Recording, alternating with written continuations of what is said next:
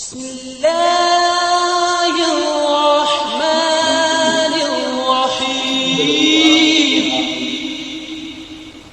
والصلاة والسلام على رسول الله وعلى آله وصحبه أجمعين ما بعد فقد قال الله تعالى في القرآن المجيد أعوذ بالله من الشيطان الرجيم بسم الله الرحمن الرحيم وجعلنا نومكم سباتا وجعلنا الليل لباسا وجعلنا النهار معاشا صدق الله العظيم وقال رسول الله صلى الله عليه وسلم من صلى الصبح فهو في ذمة الله أو كما قال عليه الصلاة والسلام رب اشرح لي صدري ويسر لي أمري واحلل عقدة من لساني يفقهوا قولي سبحانك لا علم لنا إلا ما علمتنا إنك أنت العليم الحكيم அளவற்ற அருளாளனும் நிகரற்ற அன்புடையோனும் ஆகிய எல்லாம் வல்ல அல்லாஹ் ஜல்லஷானஹு தஆலாவின் திருப்பெயரால் ஆரம்பம் செய்கின்றேன். ஸலாத்தும் சலாமும் சத்திய தூதர் நபிகள் பெருமானார் ஸல்லல்லாஹு அலைஹி வஸல்லம் அவர்களின் மேல் அன்னாரை அப்படியே பின்பற்றி நடந்த உத்தம சத்திய சஹாபாக்கள் தாபிஈன்கள் தபா தாபிஈன்கள் உலகில் வாழ்ந்து மறைந்த இன்னும் வாழ்ந்து கொண்டிருக்கின்ற முஃமினான முஸ்லிமான ஆண்கள் பெண்கள் குறிப்பாக இந்த சபையில் அமர்ந்திருக்கூடிய நம் அனைவர் மீதும் அல்லாஹ்வுடைய சாந்தியும் சமாதானமும் ரஹ்மத்தும் பரக்கத்தும் நிறைவாக நின்று நிலவட்டுமாக ஆமீன். எல்லாம் வல்ல அல்லாஹ் ஜல்லஷானஹு தஆலா நம்மவர்கள் அனைவர்களின் எல்லா விதமான தேவைகளையும் பூர்த்தி செய்வானாக.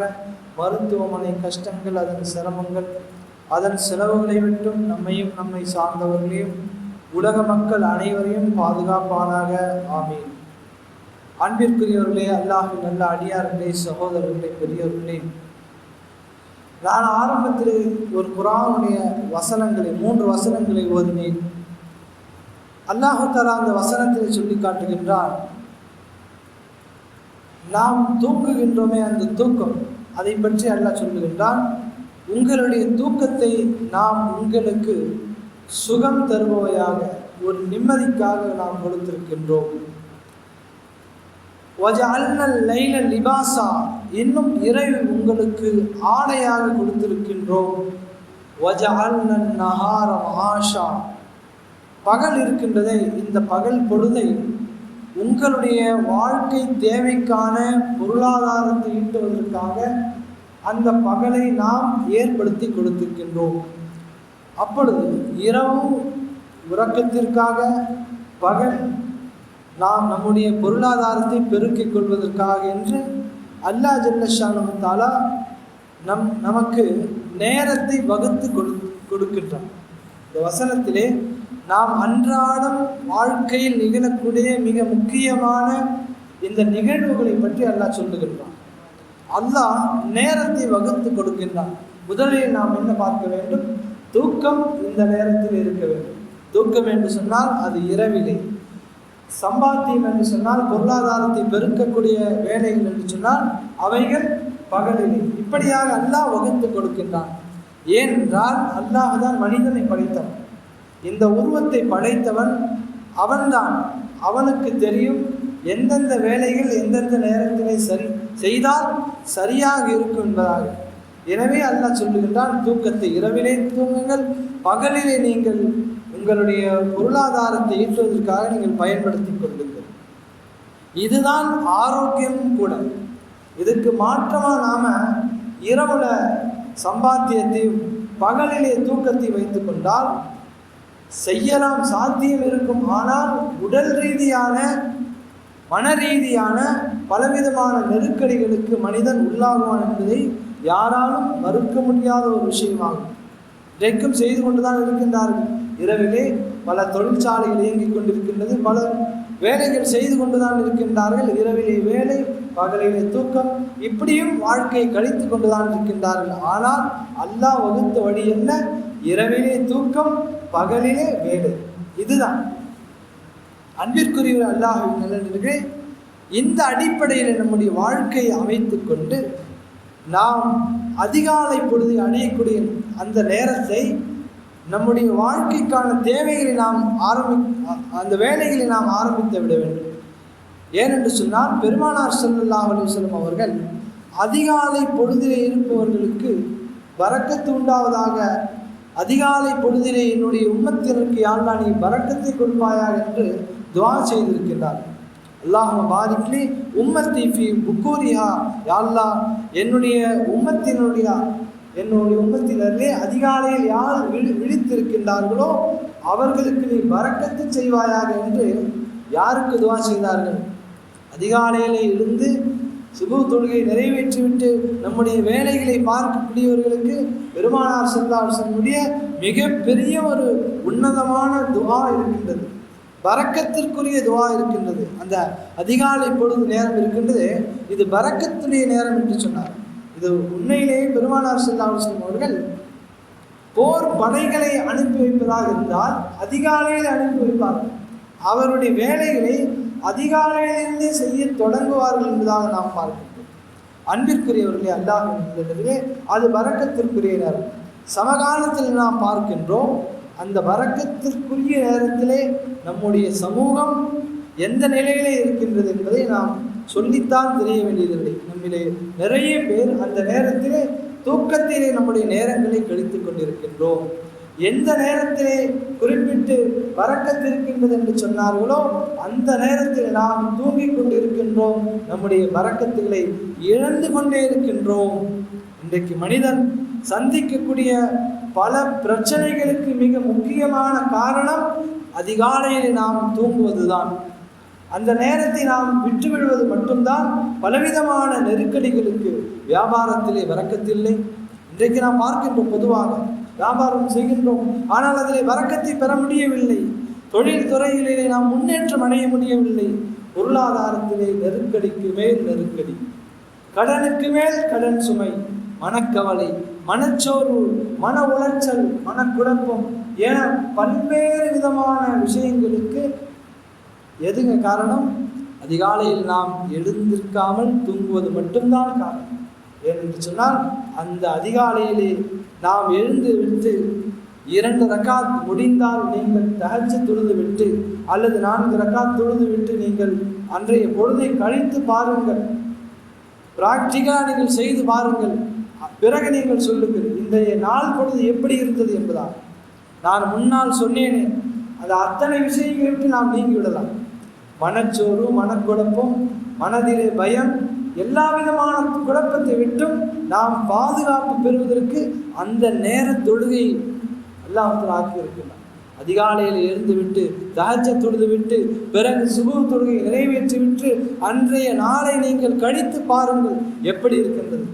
அப்படியும் கழித்து பாருங்கள். நீங்கள் அதையெல்லாம் செய்யாமலும் கழித்து பாருங்கள். உண்மையிலே செய்தவர்களுக்கு தெரியும் எவ்வளவு பெரிய ராகத்தை நாம் பெறுகின்றோம், எவ்வளவு பெரிய மன நிம்மதியை நாம் பெறுகின்றோம், மன தெளிவை பெறுகின்றோம் என்பதை அந்த நேரத்தில் நாம் அனுபவபூர்வமாக அறிந்து கொள்ளலாம். சொல்வதில்லை, அதிகாலையில் எழுந்திருப்பவர் 2 விஷயங்களில் மிக முக்கியமான 2 விஷயங்களை அவர் அடைந்து கொள்கின்றார். அது என்னங்க மிக முக்கியமான விஷயம் சொன்னால், 1 சுபஹ் தொழுகை. அதிகாலையில் எழுந்திருப்பதற்கு என்னென்னங்க பயன்கள், என்னென்ன பிரயோஜனம் என்று சொன்னால், முதல் பிரயோஜனம் அவர் ஃபஜர் தொழுகையை அடைந்து கொள்கின்றார். பிறகு இன்னொன்று இரண்டாவது பயன் என்னங்க, அதிகாலையில் கிடைக்கக்கூடிய பெருமானார் ஸல்லல்லாஹு அலைஹி வஸல்லம் செய்த அந்த துஆவை அவர் பெற்றுக்கொள்கின்றார். யா அல்லாஹ் என்னுடைய உம்மத்தினரில் அதிகாலையில் எழுந்திருப்பவருக்கு நீ பரக்கத்து செய்வாயாக என்று சொன்னார்களே, அந்த பரக்கத்தை பெறக்கூடியவராகின்றார். இந்த 2 விஷயங்களை யார் அதிகாலையில் எழுந்திருக்கின்றார்களோ அவர்கள் பெற்றுக்கொள்கின்றார்கள். யார் எழுந்திருக்கவில்லையோ இந்த 2ஐயுமே அவர் இழக்கின்றார். எவ்வளோ பெரிய நஷ்டம், மிகப்பெரிய நஷ்டம் சொல்வது. இந்த நஷ்டம் நமக்கு புரிவதில்லை, ஆனால் இது மிகப்பெரிய நஷ்டம். பெருமானார் ஸல்லல்லாஹு அலைஹி வஸல்லம் சொன்னார்கள், யார் சுபஹ் தொழுகையை தொழுதுவிட்டு தொழுத பிறகு சூரியன் உதயமாகும் வரை அல்லாஹ்வுடைய திக்ரிலே அவர் அமர்ந்திருக்கின்றார். இதெல்லாம் நம்முடைய மனங்கள் அமைதியாவதற்கான வழிகள். வாழ்க்கையிலே குழப்பம், பலவிதமான பிரச்சனைகளை சந்திக்கக்கூடிய இந்த குழப்பமான காலகட்டத்திலே மனிதன் ஒரு மன நிறைவான வாழ்க்கை வாழ்வதற்கான அழகிய முறைகள் இதெல்லாம். சுபஹ் தொழுகை தொழுகிறாருங்க, இஷ்ராக் வரை அல்லாஹ்வுடைய திக்ரில் ஈடுபடுறார், அல்லது தீனுடைய விஷயங்களில் ஈடுபடுறார், குர்ஆன் ஓதுறார், இன்ன பிற அமல்களை செய்கிறார். தொழுது அந்த அமலை செஞ்சுட்டு அதுக்குள்ள என்ன ஆகிடுங்க, சூரியன் உதயமாயிடும். இஷ்ராக் தொழுகின்றார், 2 ரக்காத் தொழுகின்றார். சொன்னார்கள் பெருமானார் ஸல்லல்லாஹு அலைஹி வஸல்லம், அவருக்கு பரிபூர்ணமான ஹஜ் இன்னும் உம்ராவுடைய நன்மை கிடைக்கின்றது என்பதாக நபிகள் பெருமானார் ஸல்லல்லாஹு அலைஹி வஸல்லம். யாருக்குங்க? வெறுமனை சுபஹ் தொழுகை ஜமாத்துடன் தொழுது விட்டு இஷ்ராக் வரை அல்லாஹ்வுடைய திக்ரில் அவர் அமர்ந்து விட்டு 2 ரக்காத் இஷ்ராக் தொழுகின்றார்.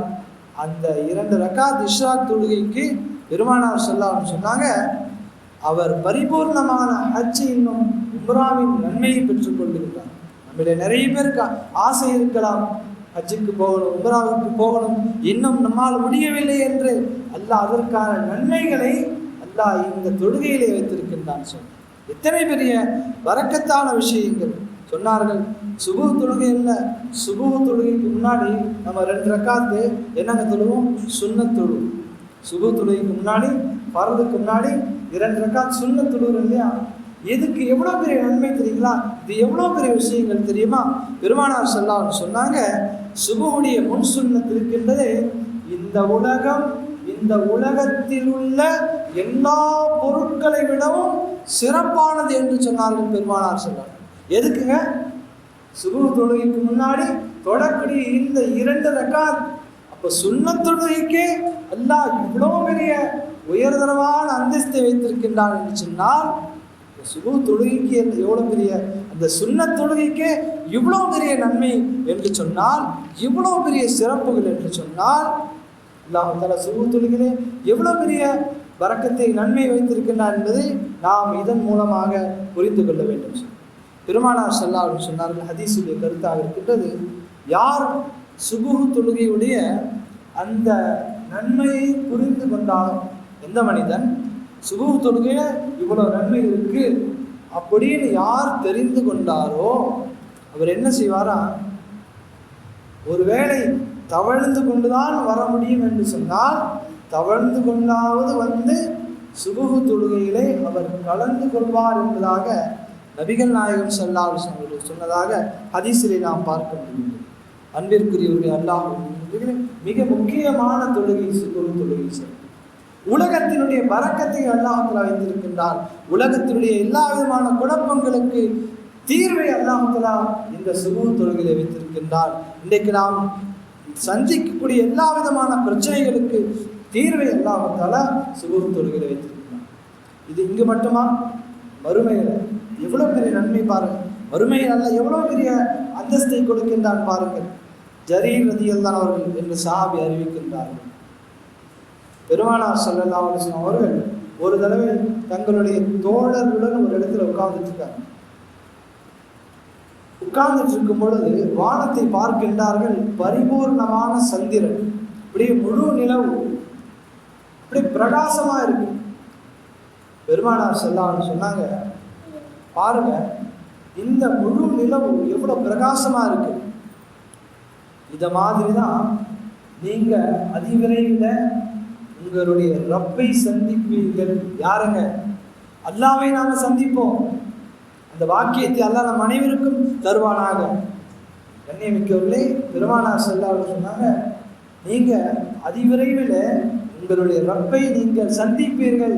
எப்படி இந்த முழு நிலவை பார்க்கின்றீர்களோ அதைவிட பன்மடங்கான வெளிச்சத்துடன் உங்களுடைய ரப்பு உங்களுக்கு காட்சி அளிப்பான் சொல்லிட்டு சொன்னாங்க. இந்த வாக்கியம் யாருக்கு தெரியுமா கிடைக்கும்? சொன்னார்கள், யார் சூரியன் உதயமாகுவதற்கு முன்புள்ள தொழுகையும் சூரியன் மறைவதற்கு முன்புள்ள தொழுகையும் சரியான மிகச்சரியாக நேமமாக தொழுது வருகின்றார்களோ அந்த அடியார்களுக்கு அல்லாஹ் அந்த பாக்கியத்தை கொடுக்கின்றான் என்பதாக அன்னலம் பெருமானார் ஸல்லல்லாஹு அலைஹி வஸல்லம். எவ்வளோ பெரிய பாக்கியங்க! உலகத்தில் நாம் நிறைய பாக்கியத்தை பெறுகின்றோம், அதை கொண்டு பரக்கத்துகளை பெறுகின்றோம், பாதுகாப்பை பெறுகின்றோம். இத்தோடு இல்லை, மறுமையிலே அல்லாஹ்வை சந்திக்கக்கூடிய மிகப்பெரிய ஒரு பாக்கியத்தை நாம் பெறுகின்றோம் என்று சொன்னால் நாம் எத்தனை பெரிய பாக்கியசாலிகள் என்பதை யார் சுபுஹ் தொழுகை நியமமாக தொழுகின்றார்களோ அவர்களுக்கு அல்லாஹ் தஆலா இந்த பாக்கியத்தை கொடுக்கின்றார் என்பதாக பெருமானார் ஸல்லல்லாஹு அலைஹி வஸல்லம். அடுத்ததாக நபி அவர்கள் சொன்னார்கள், மன் ஸல்ல ஸுப்ஹ ஃபஹுவ ஃபீ திம்மத்தில்லாஹ். யார் சுபுஹ் தொழுகை நிறைவேற்றி விட்டாரோ அவர் அல்லாஹ்வுடைய பாதுகாப்பிலே வந்து விட்டார் என்பதாக சொன்னார். எவ்வளோ பெரிய விஷயங்கள் இது! இது ஒன்றே நமக்கு போதும், இது ஒன்று மட்டும் போதும். அதுக்காகவே நம்ம என்ன செய்யணுங்க, தினந்தோறும் சுபுஹ் தொழுகை நாம் நிறைவேற்றும். ஏன்னா உலகத்தில் வேறு யாரும் நம்மை பாதுகாக்க முடியாது. அல்லாஹ்வுடைய பாதுகாப்பு மட்டும்தான் உண்மையானது, உத்தரவாதமானது. வேற எந்த பாதுகாப்பும் நமக்கு அது பாதுகாப்பாக இருக்க முடியாது. அந்த பாதுகாப்பை யாருக்கு கொடுக்கின்றான்? யார் சுபுஹ் தொழுகை நிறைவேற்றுகின்றாரோ அல்லாஹ்வுடைய பாதுகாப்பிலே வந்து விடுகின்றார் என்பதாக அன்னலம் பெருமானார் ஸல்லல்லாஹு அலைஹி வஸல்லம். பாருங்க, யோசிச்சு பார்க்கணும். நாம் ஒரு ஆள் தொழுதால் எனக்கு பாதுகாப்பு, என்னுடைய குடும்பத்தார்கள் தொழுதால் குடும்பத்தார்களுக்கு பாதுகாப்பு, நம்முடைய சமூகம் தொழுதால் நம்முடைய சமூகத்திற்கே அல்லாஹ் தஆலா பாதுகாப்பை இந்த சுபுஹ் தொழுகையில வச்சிருக்கோம். எவ்வளோ பெரிய விஷயம் பாருங்க! லேசான விஷயங்கள் தான், பெரிய கஷ்டம் அல்ல. அதற்கு நாம் செய்ய வேண்டியதெல்லாம் நாம் சுபுஹ் தொழுக வேண்டியது. அல்லாஹ்வுடைய கட்டளையான அதிகாலையில் நாம் எழுந்துவிட்டு நாம் சுபுஹ் தொழுகை நிறைவேற்றிவிட்டால் இது போன்ற மிகப்பெரிய ஒரு நன்மைகளை எல்லாம் நாம் அடைந்து கொள்ளலாம். சகோதரர்களே, அல்லாஹ்வுடைய பாதுகாப்பு எவ்வளோ பெரிய விஷயம்! இந்த சமூகத்திற்கே அல்லாஹ்வுடைய பாதுகாப்பை சுபுஹ் தொழுகையில வச்சிருக்கோம். அது மட்டும் இல்லைங்க, இந்த உம்மத்திற்கு வெற்றியை சுபுஹ் தொழுகையில வச்சிருக்கான், பரக்கத்தை சுபுஹ் தொழுகையில வச்சிருக்கின்றான், நோயிலிருந்து நிவாரணத்தை சுபுஹ் தொழுகையில வச்சிருக்கான். இப்படியாக எண்ணிலடங்காத சிறப்புகளை எல்லாம் நாம் என்ன செஞ்சுட்டு வரோங்க, அன்றாடம் இழந்து கொண்டு வருகின்றோம். தூக்கத்தை பகரமாக நியமிக்கவர்களே, தூக்கம் என்பது மிக மிக அவசியம்தான். நான் ஆரம்பத்திலே வாசித்த அந்த ஆயத்திலே சொன்னது போன்று உங்களுடைய சுகத்திற்காக அல்லாஹ் தூக்கத்தை கொடுத்திருக்கின்றான். அதற்கு நேரம் இருக்கின்றது. அந்த நேரத்திற்குள் தூங்கி நாம் எழுந்து விட வேண்டும். சொல்வது எழுந்து விட்டால் அது நமக்கு நன்மையானதாக சுகமானதாக அமையும். அதையும் மீறி நாம் அதிகமான நேரங்கள் அல்லாஹ்வுடைய கட்டளையை விட்டுவிட்டு தூங்கும் பொழுது நாம் எல்லா விதமான பரக்கத்துகளையும் இழக்கக்கூடியவர்களாக மாறிவிடுவோம். அன்பிற்குரியவர்களே, அல்லாஹ்வின் நல்லடியார்களே, நாம் ஒரு சவாலான காலத்தில் வாழ்ந்துட்டு இருக்கோம். இந்த காலம் இருக்கின்றது மிகப்பெரிய ஒரு சவால். எதுக்குங்க? நம்முடைய ஈமானுக்கும் சவால், நம்முடைய குடும்பத்தார்களுக்கும் சவால். ஒருபுறம் ஷைத்தான் நம்மை வழிகெடுக்கின்றான், ஒருபுறம் நம்மை நப்சுகள் வழிகெடுக்கின்றது. உலகத்துடைய சூழ்நிலைகள், காட்சிகள் நம்ம என்ன செய்யுதுங்க, பாவத்தின் பக்கம் அழைத்து கொண்டே செல்லுகின்றது. ஒருபுறம் அரசாங்கத்துடைய நெருக்கடிகள். இப்படியாக இருபுறம் மிகப்பெரிய ஒரு சவாலான காலத்திலே இருக்கும் நாம் அந்த மாதிரி ஒரு சவாலான காலகட்டத்திலே நாம் வாழ்ந்து கொண்டிருக்கின்றோம். நம்முடைய விரோதிகள் அதிகரித்து கொண்டே செல்லுகின்றனர். நமக்கான விரோதிகள் என்ன செய்கிறாங்க? அதிகரிச்சுட்டே போகிறாங்க. இந்த சவாலை வென்றெடுப்பதற்கு, இந்த சவாலை நாமும் வென்றெடுக்க வேண்டும். நம்முடைய குடும்பத்தார்களும் வென்றெடுக்க வேண்டும், வருங்கால சந்ததிகளையும் வென்றெடுக்க வைக்க வேண்டும். நம்முடைய வருங்கால சந்ததிகளை சிறப்பானவர்களாக, அல்லாஹ்விற்கு பிரியமானவர்களாக, வெற்றி பெற்றவர்களாக உருவாக்குவதற்கு அவர்களை நாம் ஐங்கால தொழுகை உடையவர்களாக, அதிகாலையில் எழுந்திருத்து அல்லாஹ்வுடைய கட்டளையை நிறைவேற்றக்கூடியவர்களாக நாம் உருவாக்க வேண்டும். இவ்வளோ பெரிய பிரயோஜனம் தெரியுங்களா? அதிகாலை எழுந்துச்சுட்டோம்னா நிறைய வேலைகளை நாம் முடிச்சுக்கலாம். நம்முடைய பிள்ளைகள் படிப்புக்கான மிக சிறந்த நேரம் அது. அதிகாலையில் எழுந்துச்சு நாம் படிக்க ஆரம்பித்து விட்டால் நம்முடைய மனதிலே அப்படியே பதியும். எனவேதான் அந்த நேரத்தை நாம் வீணடிக்கக்கூடாது. இரவு நேரங்களில் நாம் அதிகமான நேரங்களில் நாம் என்ன செய்கிறாங்க, வீணாக கழிக்கின்றோம். இந்த சமகாலத்தில் பார்க்கின்றோம், மொபைல் ஃபோனில் மட்டும் என்ன செய்கிறாங்க, இரவு 1 மணி 2 மணி 3 மணி என இரவு நேரங்களை வீணாக கழித்து விட்டு உடலுடைய ஆரோக்கியத்தையும் கழித்து விட்டு அதிகாலையிலே என்ன செஞ்சுட்டு இருக்காங்க, தூங்கிட்டு இருக்கோம். இதனால் எவ்வளோ பெரிய நஷ்டம், எவ்வளோ பெரிய மனக்குழப்பம், இதையெல்லாம் புரிந்துதான் இருக்கின்றோம். எனவே இது போன்றது ஒரு தீமைகளை நம்மை விட்டு பாதுகாக்க வேண்டும். நம்முடைய சமூகத்தையும் நம்முடைய குழந்தைகளையும் நாம் பாதுகாக்க கடமைப்பட்டிருக்கின்றோம். இந்த சவாலான காலத்திலே இந்த காலத்தை வென்றெடுப்பதற்கு நாம் கொஞ்சம் அர்ப்பணிப்பு செய்ய வேண்டும். வேற பெரிய விஷயம் இல்லை. நாம் அர்ப்பணிப்பு செய்தால்தான் நம்முடைய சந்ததிகள் சிறப்பாக வருவார்கள். நம்முடைய வருங்கால தலைமுறைகள் அவருடைய வாழ்க்கை சிறப்பாக அமையும். இல்லை என்று சொன்னால் அவருடைய வாழ்க்கையும் நெருக்கடியாகத்தான் இருக்கும். எனவே அதற்கு சவாலான காலத்தில் நாம் சாத்தியமான காலமாக மாற்றுவதற்கு நாம் அதிகாலையிலே எழுந்திருந்து நம்மை நாமே அர்ப்பணிக்க வேண்டும். ஒரு தூக்கத்தை என்ன செய்யறங்க, கொஞ்ச நேரம் என்ன செய்யறங்க, தியாகம் செய்ய வேண்டும். அன்பிற்குரிய அல்லாஹ் நம் அனைவருக்கும் விளங்கக்கூடிய நல்ல பாக்கியத்தை தருவானாக. சொன்னதன்படி அமல் செய்யக்கூடிய தௌஃபீகை தருவானாக. எல்லோரும் நினைத்து வைங்க, இன்ஷா அல்லாஹ் நான் இன்று முதல் இன்ஷா அல்லாஹ் நாளை முதல் என்ன செய்வாங்க, அதிகாலையில் எழுந்திருப்பேன். ஃபஜர் தொழுகையை நான் ஜமாத்துடன் தொழுவேன். முடிந்தால் 2 ரக்காத் தஹஜ்ஜதையும் தொழுவேன். அதற்கு முன்பாக எழுந்திருத்தினால் தஹஜ்ஜத்தை தொழுது அல்லாஹ்விடத்தில் நான் கையேந்துவேன். அல்லாஹ் உடனடியாக ஏற்றுக்கொள்கின்றான். தஹஜ்ஜத்திலே செய்யக்கூடிய அந்த துஆக்களை அல்லாஹ் தஆலா அங்கீகரிக்கின்றான். என்னுடைய அடியான் கேட்பானா என்று அல்லாஹ் கேட்கின்றான். அந்த நேரத்தில் நாம் எழுந்திருத்து நம்முடைய தேவைகளை நாம் கேட்போம். நம்முடைய சமூகத்திற்காக துஆ செய்வோம். வல்ல அல்லாஹ் நம் அனைவருக்கும் அமல் செய்யக்கூடிய தௌஃபீக்கினை தருவானாக. ஆமீன். வாஹிரு தஅவானா அல்ஹம்துலில்லாஹி ரப்பில் ஆலமீன். அஸ்ஸலாமு அலைக்கும் வரஹ்மத்துல்லாஹி வபரகாத்துஹு.